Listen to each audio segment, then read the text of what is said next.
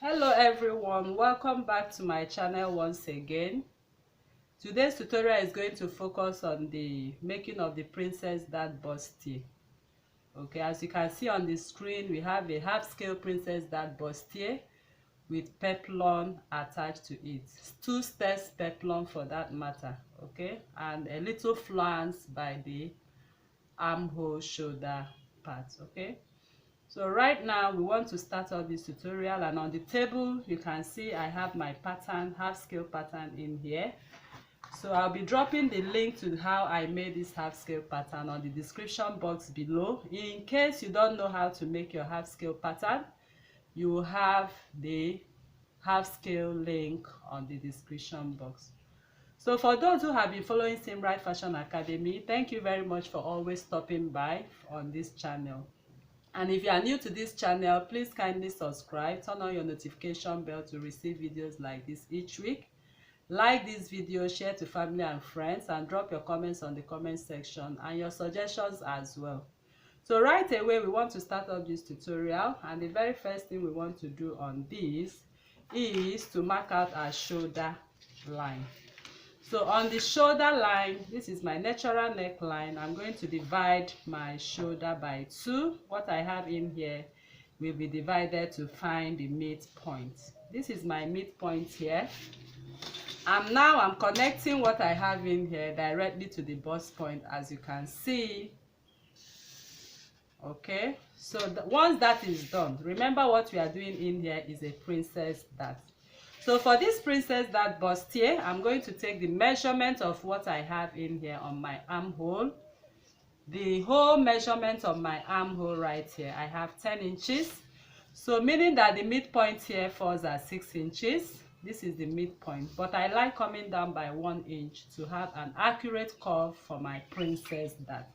So I'll be connecting my princess dart right in here, right away. So using my curve ruler, I want you to pay more than the usual attention to see how I'm going to connect this. Okay, can you see? I'm connecting to the bust point. This is the bust point, and therein I'll bring it to the 1 inch drop, and I'll come out a little with an extension of 1 inch. Why are we doing this? To accommodate this curve. Once this princess dart is sewn right now, you will definitely see a shortage.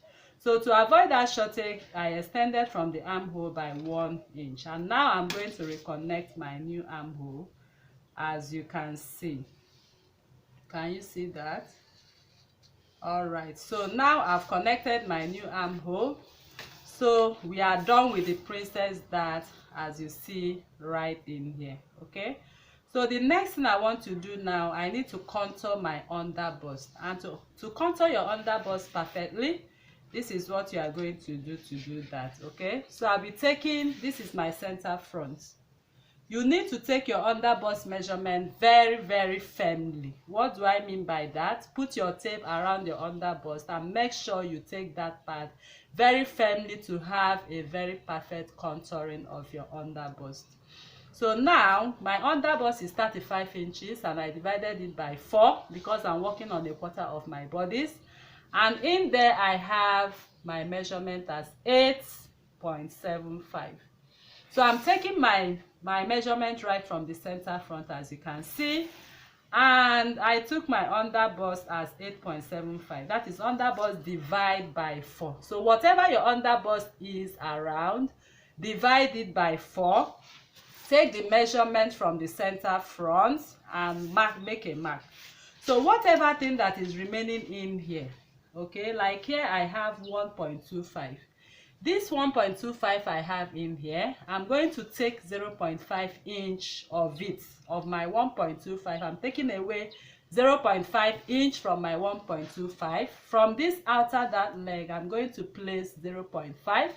and this is the mark of my 0.5. I'm doing this 0.5 on the center front. Okay, so make sure you put the smaller part 0.5 on the center front part, and I have 0.75 remaining from my 1.25 inch. That is 3/4 of an inch, and I'll measure it from this outer dart leg to this point, so you can see my contour lines. So once this is done, you will get your under bust perfectly contoured. So right now I'll be placing my ruler like this. Can you see? I want you to watch how I'm placing my ruler. I placed it to touch the under bust and also touch that point where my dart started. Okay, so right now I'm done with this curve, and I'm going to flip my ruler like this once again, making sure it touches this point, and this point. So make sure you position your ruler to have a perfect curve. You can see how that is done. Okay, so we have perfectly contoured our under bust right now. So the next thing I'm going to do is to connect it to the waistline, as you can see, and I'll also bring it back and connect to the waistline. So you can see we have a perfect princess dart in here.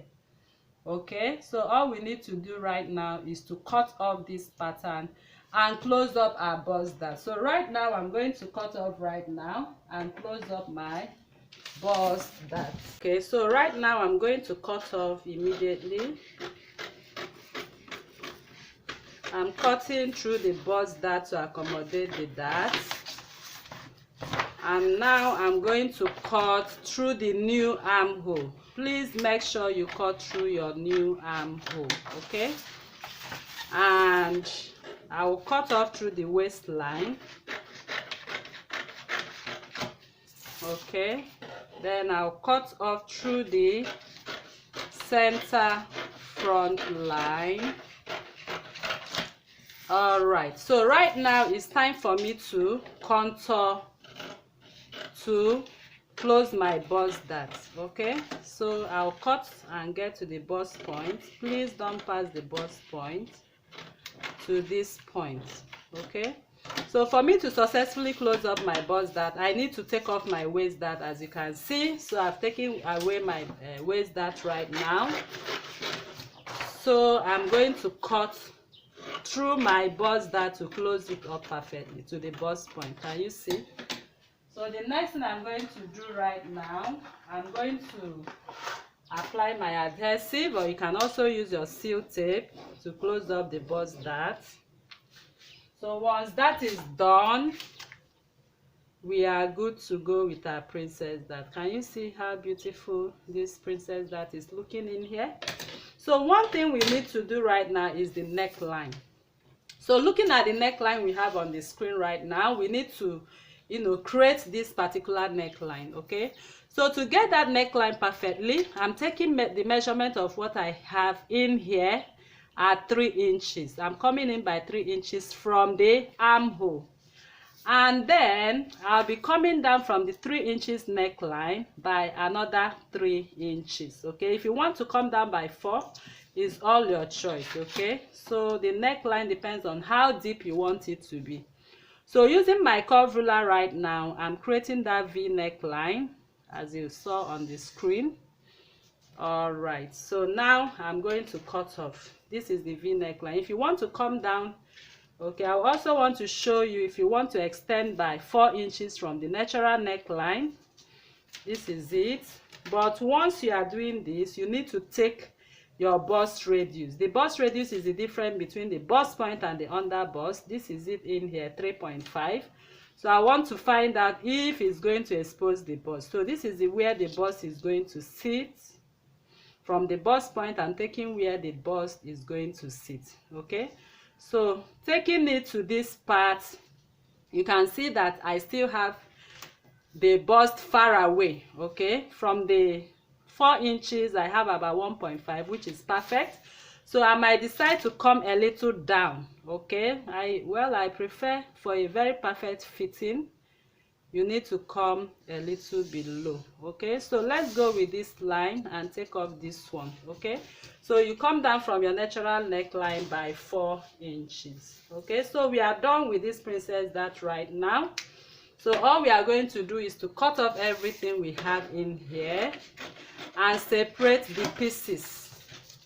So once that is done, the next thing I'm going to do now, okay, this is the neckline, and I'm going to cut through my armhole to this point, and I'll come in here for the princess dart extension. So I'm going to separate the princess dart from the main bodice right now, and this is what you are going to have. Can you see? Looking so beautiful and wonderful. Okay, all right people, so this is how we come to the end of this particular princess dart.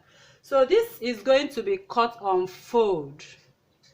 Okay, we are going to cut this on fold, while we are going to cut 2 times of it, one for the left and one for the right. Okay, so now we want to jump into making the peplum. Okay, so I'll just demonstrate to you how to go about this peplum. The peplum is 2 steps peplum, but I'll be using 1 step peplum to show you because they are all the same. All right people, so right now on the table you can see I have my plain paper to demonstrate to you how to go about the peplum. Okay, so for this peplum we are going to do a little calculation right now, so I want you to see how we do that. Okay, the peplum is being attached to the waist, and the waist measurement I have is 36 inches. Okay, there is going to be a zip at the back. That is 1 inch on the right, 1 inch on the left. That is 2 inches for your zipper. So altogether I have 38 inches as my circumference on the waist to work with for this peplum.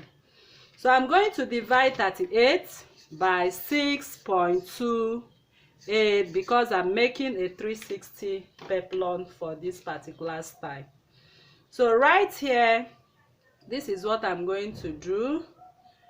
I'm going to divide 38 by 6.28. Okay, so once that is divided, I have 6 inches. Okay, so here I'm going to make use of 6 inches. Okay, now I want to also show you how you can determine the length of the peplum you are going to make use of. I have a waist from the shoulder to my waist. This is my shoulder. What we just drafted for the princess dart in here to the waist is 17 inches. So if you want your full length of your blouse to be 25, all you need to do is to do 25 take away 17. What do we have there? We have 25 minus 17. And we have 8 inches. So 8 inches is going to be the length of the peplum. So we are working with 8 inches. We are working with 6 inches. So what I'm going to do to get a square of these two in order to minimize my fabric is to add 6 plus 8. Okay, 6 plus 8 in here, I have 14 inches. Can you see? So the length of this my peplum right now, because it's going to be folded by 2, I'm going to times 14 by 2. 14 times 2 will give me 28. Okay, so I'm going to get myself 1 yard of fabric for this peplum because a yard is 36 and 28 inches is in a yard. Okay, so I'm pretending to have what I have here. I'm pretending to have this paper as 28, for example. Of course it's 28 right here, as you can see, and I will also measure out a square of 28. Okay, so this is a square of 28 because your peplum, to cut out your 360, you need a. All right, I believe you understood what I just explained in here. Okay, so having made this calculation clear, so whatever thing you have, follow this tutorial. Okay, step after step. Make sure you times by 2 because we are going to fold this paper by 2. That's why I have 28 inches. So the square, the paper, the fabric is going to be in square of 28 inches by 28 inches. It's going to be a square. So having that square fabric right now, this is what I'm going to do. I'm going to kiss this open part. You can see I have kissed the open part. This is my fabric right now, and you see what I did. I'll pick up this other part and I'll kiss it to this other part, as you can see. All right, so now you can see what I did. So on the folded part, this is the open part, all of the other squares are open, but on the folded part I'm going to take the measurement of my peplum right now. So I'm taking the radius of that peplum, which we calculated as 6 inches if you remember, using the waist plus the zip circumference divided by 6.28, we have 6 inches. So I'm going to take my 6 inches all around. As you can see, can you see? So I'm going to cut around this for my peplum. So the length of the peplum is 8 inches. This is 8 inches, but remember you add your seam allowance, so it means you are going to make yours 9 inches, because you are going to stitch with 0.5 here, 0.5 here, so you have to take yours at 9 inches. Okay, but for the demonstration of this tutorial, I'm going to make use of what I have in here as my paper. Okay, so I'm going to cut. This is the peplum right now, as you can see. I believe you see it right now. This is the peplum. Okay, the peplum flea. So I'm going to cut right now to form my circle for that particular princess dart. So I'm cutting right away, as you can see, to form my peplum. Okay, all right, so I'm going to open up what I have. I'll call one part as my zip point. This is my zip point, and at that zip point I'm going to open it up. That is where I'm going to attach my zip. Okay, I believe you see what I did there. So if this is the center back where I have my zip, this is the center back, it means this is going to be my center front. So while I'm doing this, and these are my sides, you can see the crease line is the sides. Okay, and I also have it at the back as the sides. Okay, because if you look at that peplum in the front, I'm going to open it pretending to have this at the zip. You will see that there is a little scallop from the center front coming up. So how you are going to achieve that is to spread your peplum, as you can see me spread right now. So from the side I'm going to come up by 2 inches or 2.5. Okay, so as I'm coming down, I'll be reducing it. I came up by 2 inches. I will now start coming like at the midpoint at 1.5 inches, towards the end at 1 inch. So I will keep reducing and coming to meet up the original. Okay, so this is how you are going to do that, because you see that upper part is somehow it went up. Okay, so right now this is for the side, so we are also going to blend what we have in here to meet up with this as well.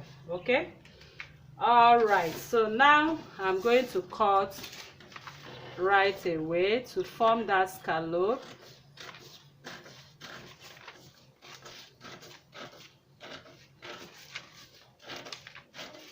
Okay, and I'll round it up to the back like this. So now once I fold this is what I'm going to have. Once I fold them by the side, assuming I want to fix my peplum right now. So you can see this part, you know, has gone up. In fact, once you sew it, you will see it goes up. Okay, so if you want it to be so obvious, you can come up by 3 inches. It's all your choice. So you need to be creative at this point. So the point is that the peplum is not, you know, equal.